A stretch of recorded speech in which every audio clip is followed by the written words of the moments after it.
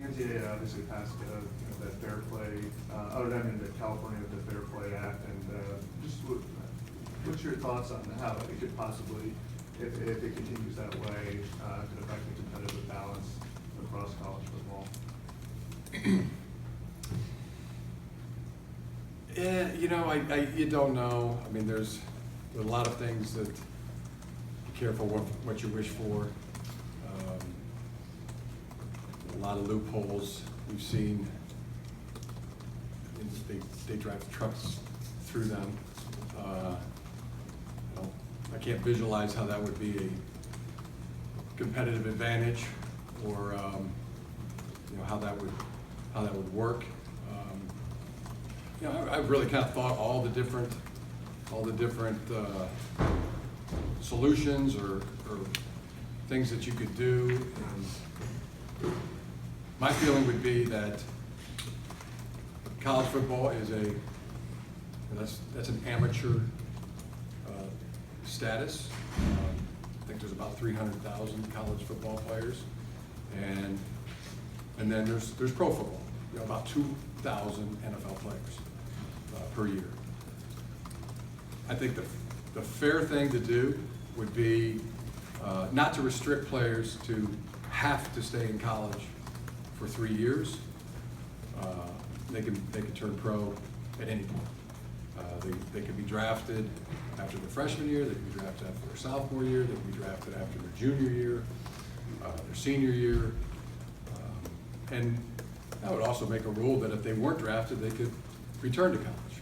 And I think it would also be, very productive to, if somebody were to leave after their freshman or sophomore or junior year, and they hadn't finished their degree, that they would have the ability within a certain time span to come back and to finish their degree. That would be what I would suggest, propose. And you have examples of other sports. You have hockey, you have baseball, you have basketball. What do you think? Is that something you would lead the conversation with the Coaches Association?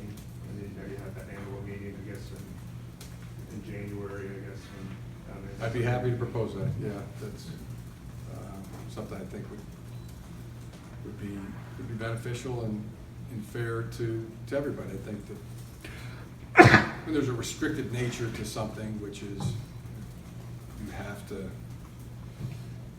be a college football player for 3 years before you're eligible to be drafted. I don't say the other would be better. If you're a tennis player, you'd like to be a professional tennis player at 17, you can be a professional tennis player at 17. And to give the opportunity to somebody to be a professional football player when they're 19, 20, 21. It's not a long time that there's a window to be a professional football player if somebody's good enough to do that. And then could return and finish their college degree, and probably would be appreciated, and not taken for granted, and looked at for the value that it is. I mean, it's hundreds of thousands of dollars to get a college education these days, plus room, board, books, and tuition. And there are some that are good enough to be professional athletes, football players, and some that aren't. But to me, that would be a good resolution to the conversation we're having. The front left, Aaron.